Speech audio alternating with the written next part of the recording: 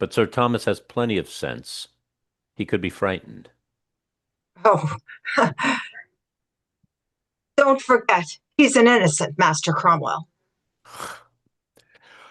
I think we'll finish there for tonight. After all, he is the Lord Chancellor. You wouldn't find him easy to frighten. Cromwell You've exits. mistaken your man this time. He doesn't know how to be frightened. Cromwell returning. Rich rises at his approach. Doesn't know how to be frightened. Why, then he never put his hand in a candle, did he? And seizing Rich by the wrist, he holds his hand Ah. in the flame. Ah! Rich screeches and darts back, hugging his hand in his armpit, regarding Cromwell with horror. You enjoyed that. Cromwell's downturned face is amazed, triumphantly. You enjoyed it. Curtain, end of Act 1. The curtain rises, the stage is in darkness, save for a spot in which stands the common man. He carries the book, a place marked by his finger, and wears his spectacles. The interval started early in the year 1530, and now it's the middle of May 1532, 2 years. During that time, a lot of waters flowed under the bridge, and one of the things that have come floating along on it is the Church of England, that finest flower of our island genius for compromise, that system peculiar to these shores, the despair of foreign observers, which deflects the torrents of religious passion down the canals of moderation. That's very well put. He returns to the book approvingly. Typically, this great effect was achieved not by bloodshed, but by simple act of parliament. Only an unhappy few were found to set themselves against the current of their times, and in so doing, to court disaster. For we are dealing with an age less fastidious than our own. Imprisonment without trial, even examination under torture, were common practice. Lights rise to show Moore seated and Roper standing. Exit common man. Roper is dressed in black and wears a cross. He commences to walk up and down, watched by Moore. A pause. Must you wear those clothes, Will? Yes, I must. Why? The time has come for decent men to declare their allegiance. And what allegiance are those designed to express? My allegiance to the church. Well, you look like a Spaniard. All credit to Spain, then. You wouldn't last 6 months in Spain. You'd have been burned alive in Spain during your heretic period. I suppose you have the right to remind me of it. That chain of office that you wear is a degradation. I have told you. If the bishops in convocation submitted this morning, I'll take it off. It's no degradation. Great men have worn this. When do you expect to hear from the bishops? About now. I was promised an immediate message. I don't see what difference convocation can make. The church is already a wing of the palace, is it not? The king is already the supreme head, is he not? No. You're denying the act of supremacy? No, I'm not. The act states that the king is the supreme head of the Church of England. Supreme head of the church in England. So far as the law of God allows. How far the law of God does allow it remains a matter of opinion, since the act doesn't state it. A legal quibble. Call it what you like, it's there, thank God. Very well. In your opinion, how far does the law of God allow this? I'll keep my opinion to myself, Will. Yes, I'll tell you mine. Don't. If your opinion's what I think it is, it's high treason. Will you remember you've a wife now, and may have children? Why must he remember that? To keep myself discreet. Then I'd rather you forget it.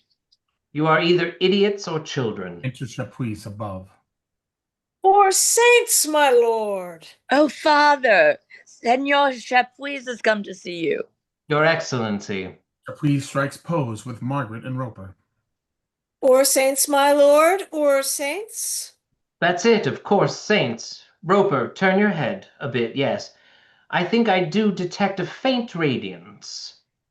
You should have told us, Will.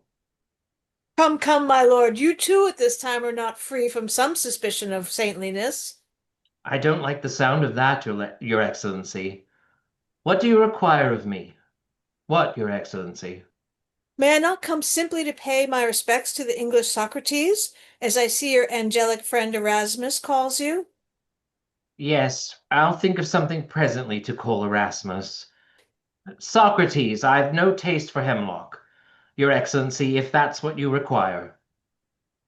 Heaven forbid. Amen.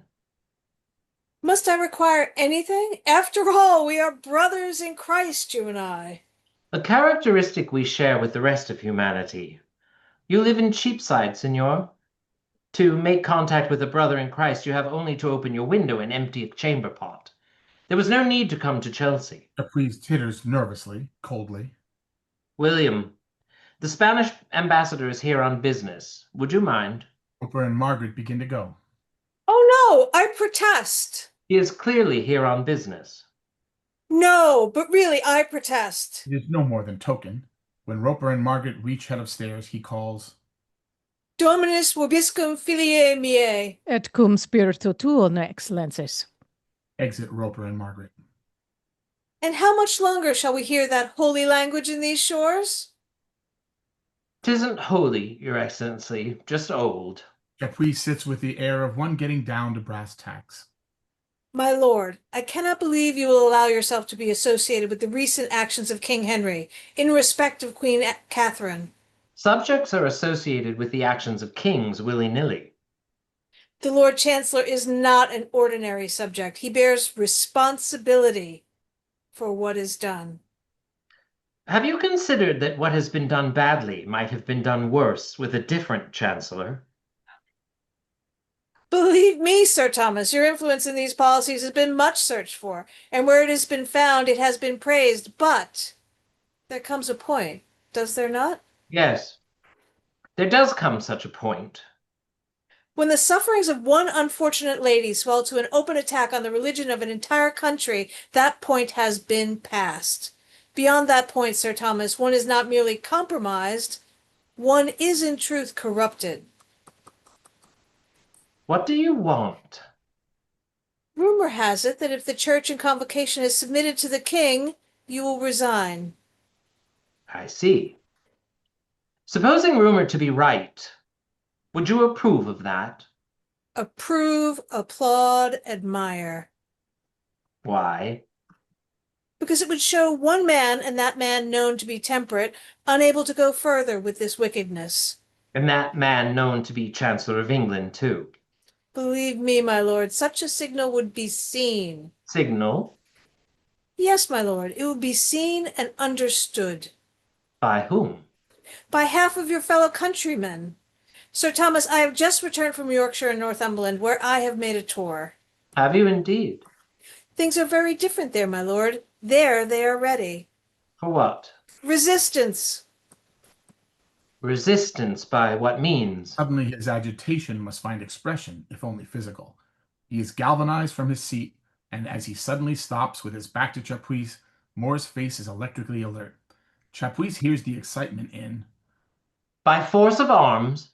Chapuis We are almost destroys the adjured prince's by hook, St. leaning Paul to forward. don the arms of God when the occasion warrants. Metaphorical arms? The breastplate of righteousness and the helmet of salvation. Do you mean a metaphorical resistance? Indignation and fear make his voice vibrate with the excitement of enthusiasm. He shall flee the iron weapons, and the bow of steel shall strike him through. There is a pause while Moore's agile mind scans the full frightening implications of this for himself. I see. Enter Roper above, excited. Sir Thomas. Excuse me, sir. His Grace the Duke of Norfolk. It's all over, sir. They've... Enter Norfolk above, Alice and Margaret below. One moment, Roper. I'll do this.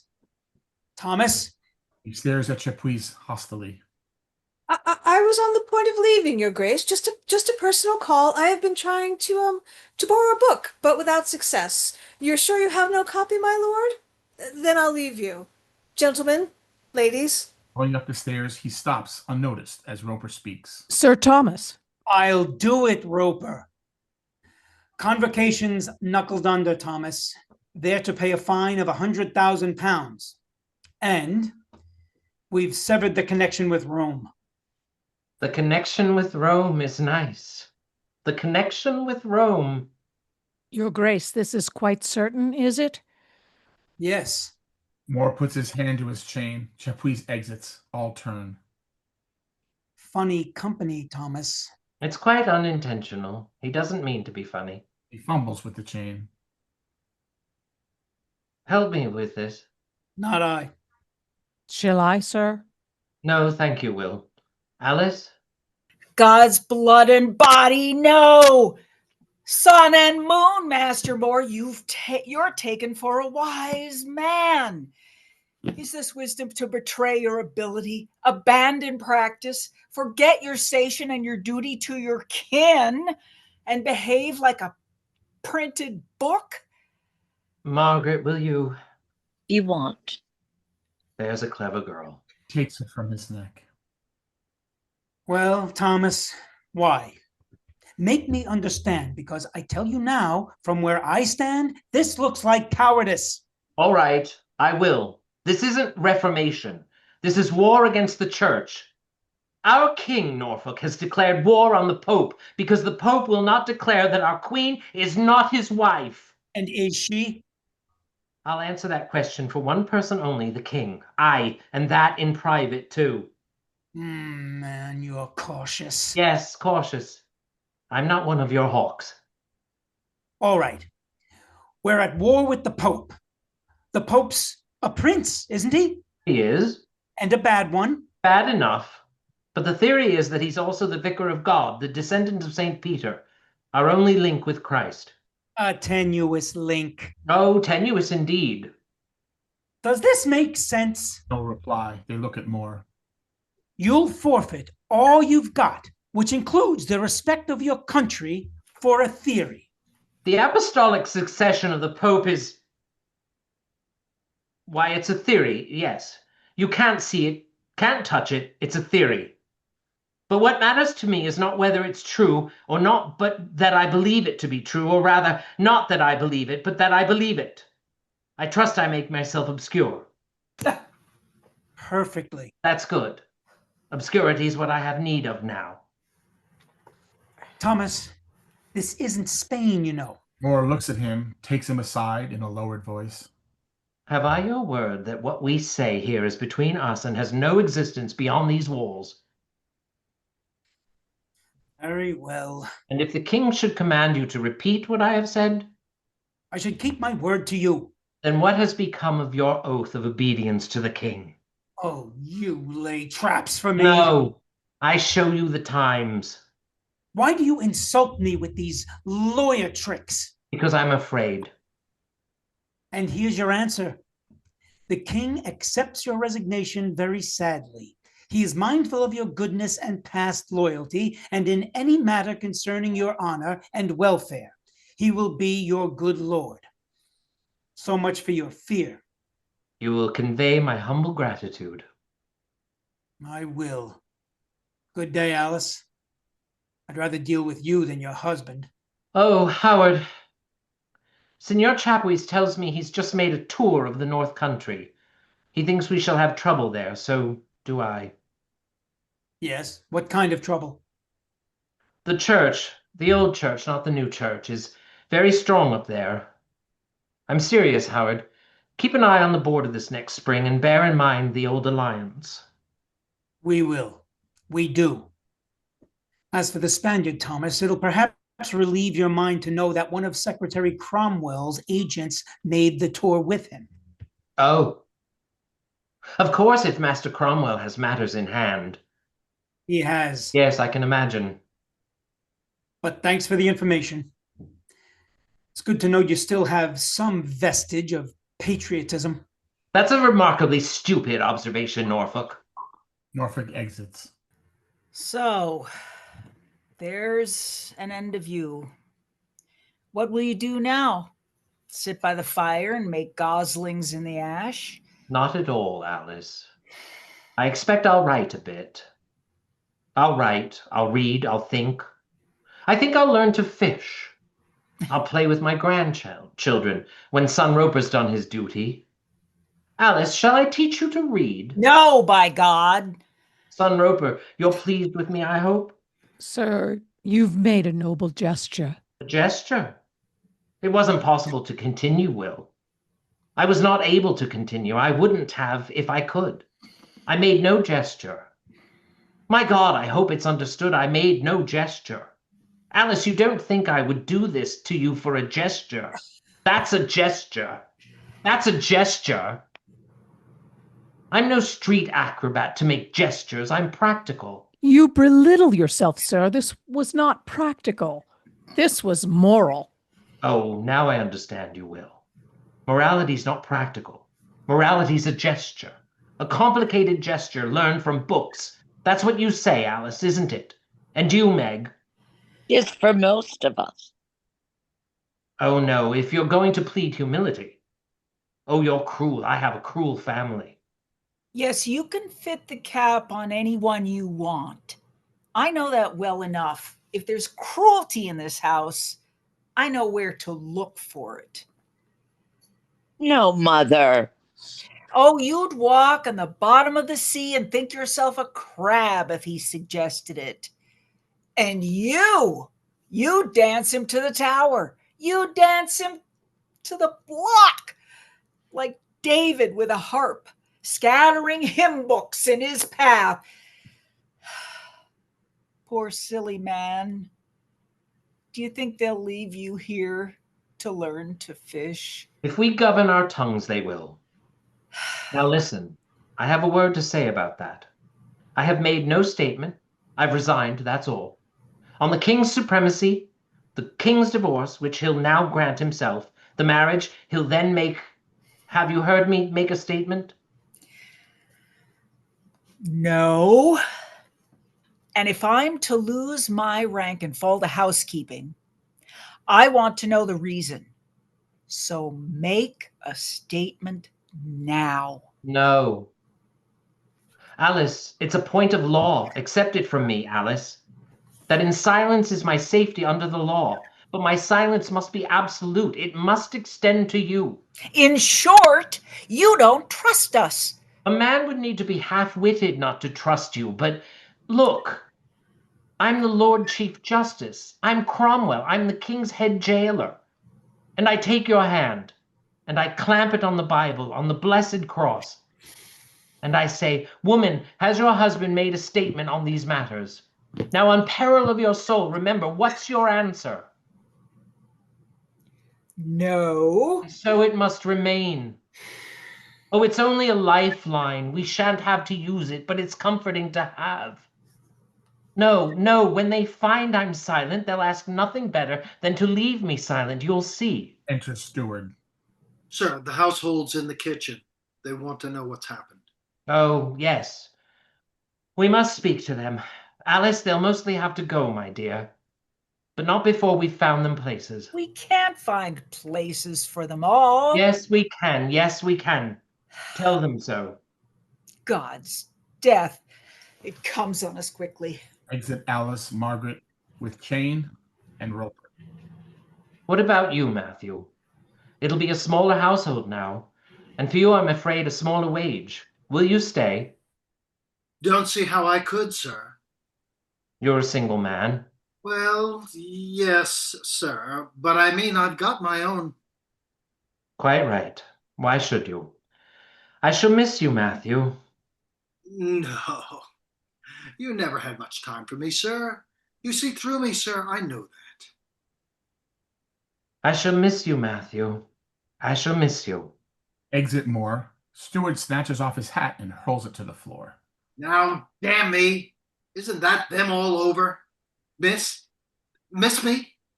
What's in me for him to miss? Ho! Ho! I nearly fell for it. Matthew, will you kindly take a cut in your wages? No, Sir Thomas, I will not. That's it. And that's all of it. All right. So he's down on his luck. I'm sorry. I don't mind saying that. I'm sorry. Bad luck. If I'd had any good luck to spare, he could have some.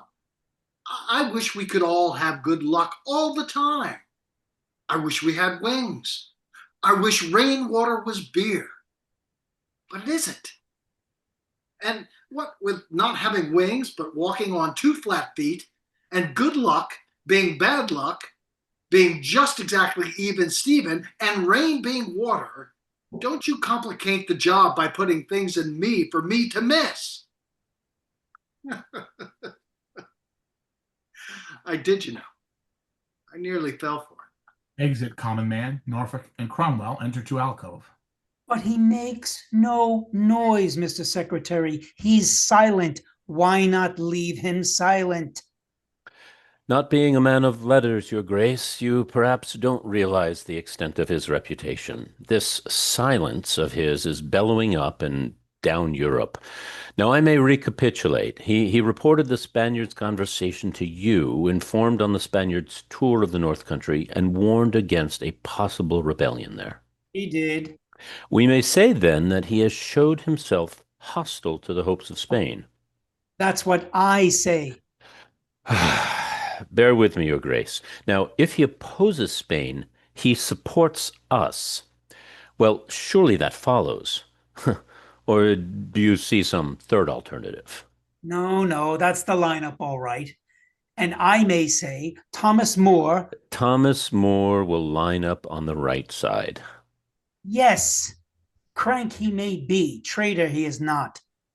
And with a little pressure, he can be got to say so. And that's all we need, a brief declaration of his loyalty to the present administration. I still say let sleeping dogs lie. The king does not agree with you. What kind of pressure do you think you can bring to bear? Well, I have evidence that Sir Thomas, during the period of his judicature, accepted bribes. What? God damn it, he was the only judge since Cato who didn't accept bribes. When was there last a chancellor whose possessions after 3 years in office totaled 100 pounds and a gold chain? Richard, it is, as you imply, common practice, but a practice may be common and remain an offense. Now, this offense could send a man to the tower. I don't believe it. Enter a woman in rich, who motions to her to remain and approaches the table, where Cromwell indicates a seat. Rich has acquired self-importance. Richard. You know his grace, of course. Indeed, yes, we're old friends. Hmm. You used to look after my books or something, didn't you? Come here. This woman's name is Catherine Anger. She comes from Lincoln, and she put a case in the Court of Requests in... A property case, it was. Be quiet. A property case in the Court of Requests in April 1526. And got a wicked false judgment. And got an impeccably correct judgment from our friend Sir Thomas. No, sir, it was not. We're not concerned with the judgment, but the gift you gave the judge. Now tell this gentleman about that. The judgment, for what it's worth, was the right one. No, sir. I sent him a cup, sir, an Italian silver cup I bought in Lincoln for 100 shillings. Did Sir Thomas accept this cup? I sent it. He did accept it. We can corroborate that. You can go. She opens her mouth. Go. Is that your witness? No. By an odd coincidence, this cup later came into the hands of Master Rich here. How? He gave it. Can you corroborate that? I have a fellow outside who can. He was Moore's steward at the time. Shall I call him? Don't bother. I know him. When did Thomas give you this thing? I don't remember exactly. Well, make an effort. Wait. I can tell you. I can tell you it was that spring. It was that night we were together. We were there together. You had a cup with you when we left. Was that it? Rich looks to Cromwell for guidance, but gets none. It may have been. Did he often give you cups? I don't suppose so, Your Grace. That was it then. And it was April, the April of 26, the very month that cow first put her case before him. In other words, the moment he knew it was a bribe, he got rid of it. The facts will bear that interpretation, I suppose. Oh, this is a horse that won't run, Master Secretary. It's just a trial canter, Your Grace. We'll find something better. Look here, Cromwell. I want no part of this. You have no choice. What's that you say? The king particularly wishes you to be active in this matter. He has not told me that. Indeed, he told me. But why? We feel that since you are known to have been a friend of Moore's, your participation will show that this is nothing in the nature of a persecution, but only the strict processes of law. And as indeed you've just demonstrated, I'll tell the king of your loyalty to your friend. If you like, I'll tell him that you want no part of it, too. Are you threatening me, Cromwell? My dear Norfolk, this isn't Spain. Norfolk stares, turns abruptly, and exits. Cromwell turns a look of glacial coldness upon Rich.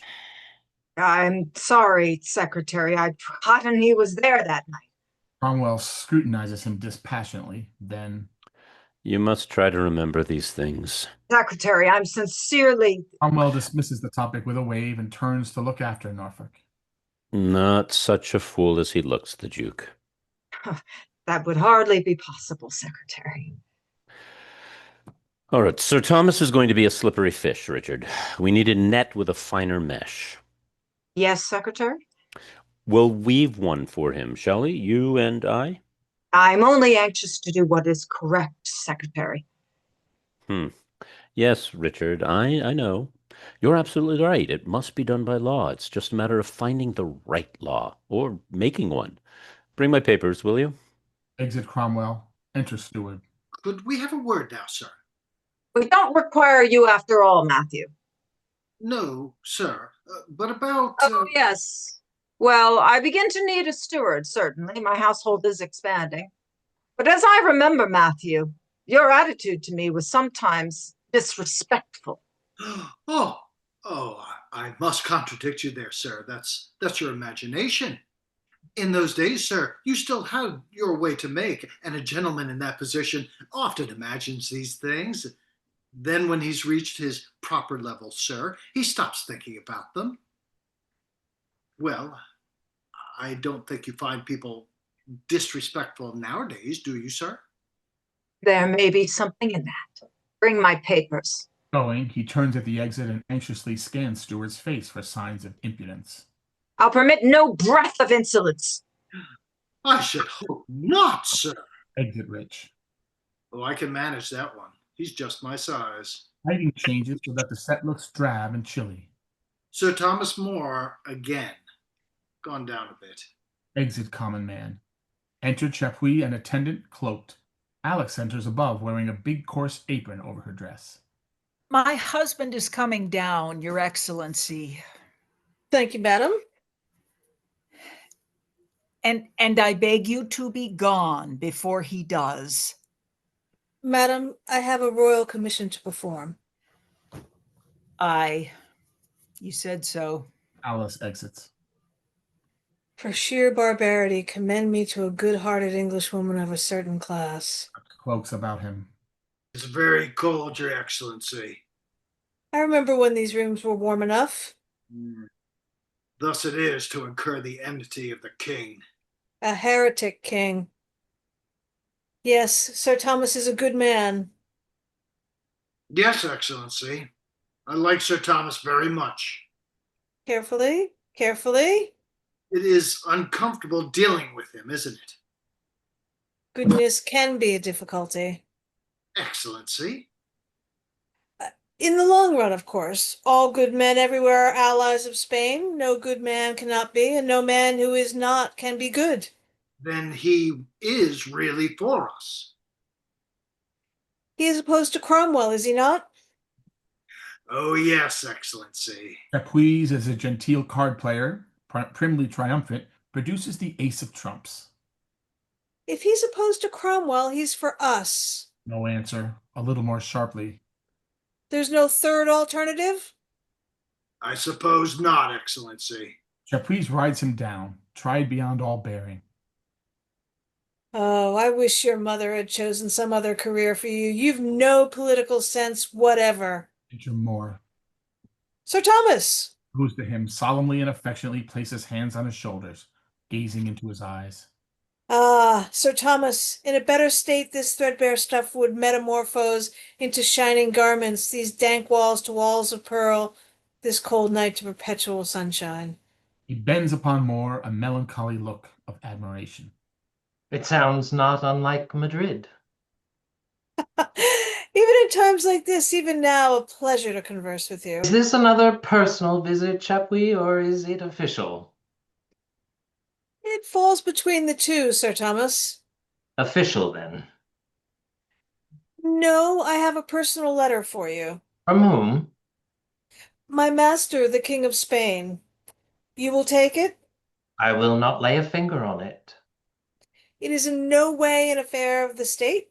It expresses my master's admiration for the stand which you and Bishop Fisher of Rochester have taken over the so-called divorce of Queen Catherine. I have taken no stand. But your views, Sir Thomas, are well known. My views are very much guessed at. Oh, come, sir, could you undertake to convince King Harry that this letter is in no way an affair of state? My dear Sir Thomas, I have taken extreme precautions. I came here very much incognito. Very nearly in disguise. You misunderstand me. It is not a matter of your precautions, but my duty, which would be to take this letter immediately to the king. But Sir Thomas, your views Are well known, you say. It seems my loyalty to my king is less so. render unto Caesar the things which are Caesar's, but unto God. Stop. He walks about, suppressing his agitation, and then as one who excuses a display of bad manners. Holy writ is holy, Excellency. Enter Margaret, bearing before her a huge bundle of bracken. The entry of the bracken affords him a further opportunity to collect himself. Look, Father, Bill's getting more. Oh, well done. It's not whimsy, they're cold, and their interest in fuel is serious. Is it dry? Oh, it is. It's bracken, Your Excellency. We burn it. Alice. Alice, look at this. I. Moore, crossing to Chapuis, May I? takes the letter to Alice and Margaret. This is a letter from the King of Spain. I want you to see it's not been opened. I have declined it. You see the seal has not been broken. Turning it to Chapuis. I wish I could ask you to stay, Your Excellency. The bracken fire is a luxury. May I say I am sure my master's admiration will not be diminished. Ladies, I'm gratified. the man's utterly unreliable. Exit Chapuis and attendant. Alice, after a little silence, hicks the bracken. Luxury. Well, it's a luxury while it lasts. There's not much sport in it for you, is there? She neither answers nor looks at him from the depths of her fatigue. After a moment's hesitation, he braces himself. Alice, the money from the bishops, I can't take it. I wish, oh heaven, how I wish I could, but I can't. I didn't think you would. Alice, there are reasons. We couldn't come so deep into your confidence as to know these reasons why a man in poverty can't take £4,000. Alice, this isn't poverty. Do you know what we shall eat tonight? Yes, parsnips. Yes, parsnips and stinking mutton. For a knight's lady. But at the worst, we could be beggars and still keep company and be merry together. Merry. I, merry. I think you should take the money. Oh, don't you see? If I'm paid by the church for my writings... This has nothing to do with your writings. This was charity, pure and simple, collected from the high clergy and the low. It would appear as payment. You're not a man who deals in appearances. Oh, I am not, though. If the king takes this matter any further with me or with the church, it will be very bad. If I even appear to have been in the pay of the church. Bad? If you will have it, dangerous. You don't write against the king. I write. And that's enough in times like these. You said there was no danger. I don't think there is. and I don't want there to be. Enter Roper carrying a sickle. There's a gentleman here from Hampton Court. You're to go before Secretary Cromwell to answer certain charges. Alice rises and Margaret, appalled, turns to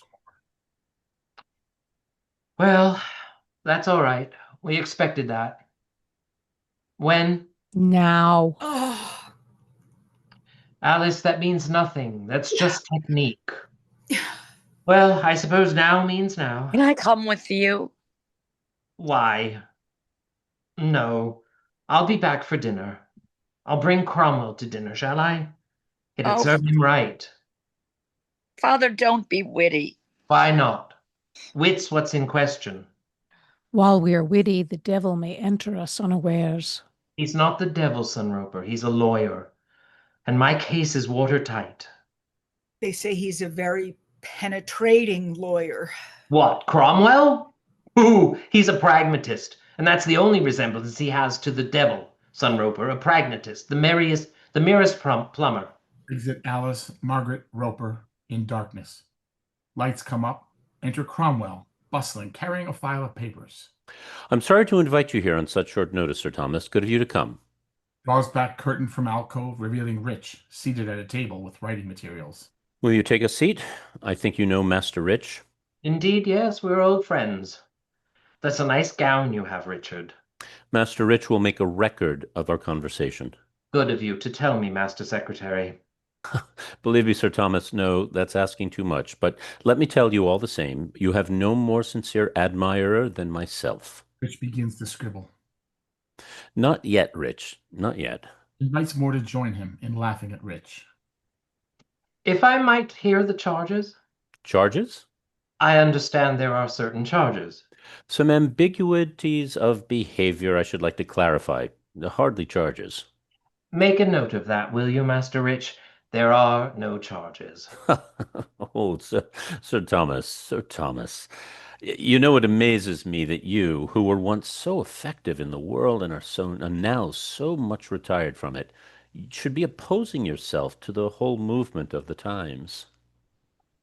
It amazes me, too. Cromwell picks up and drops a paper, sadly. The king is not pleased with you.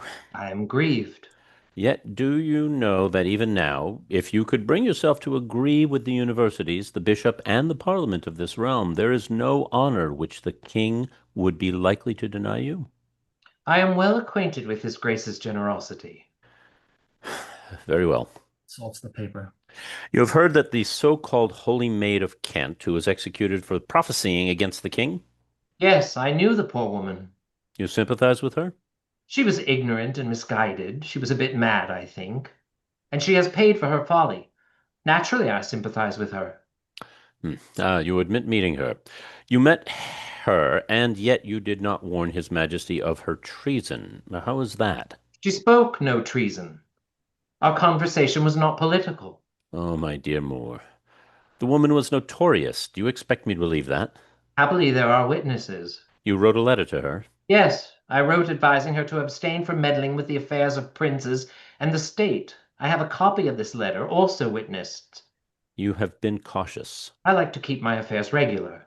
Sir Thomas, there is a more serious charge. Charge?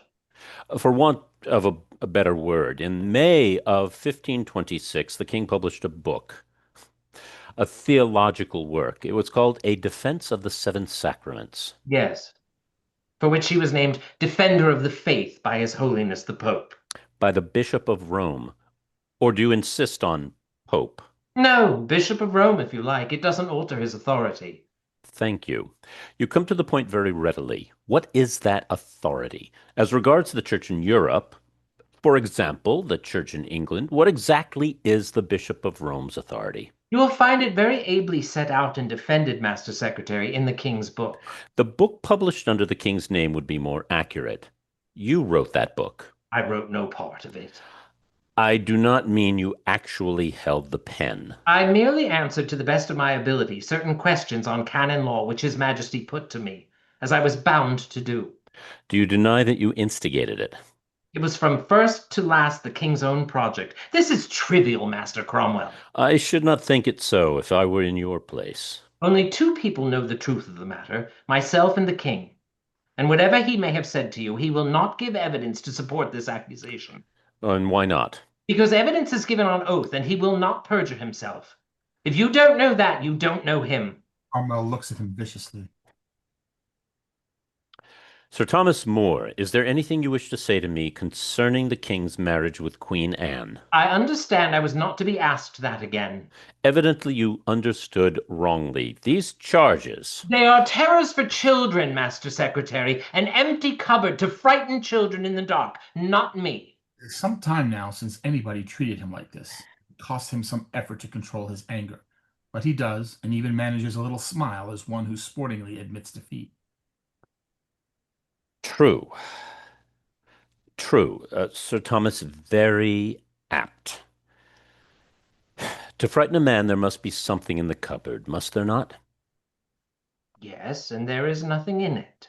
Well, for the moment, there is this. Picks up a paper and reads.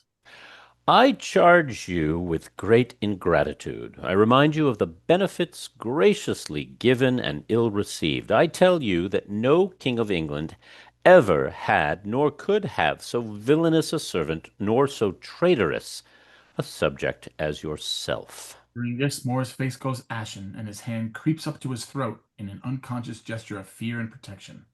Cromwell puts down the paper and says, The words are not mine, Sir Thomas, but the king's.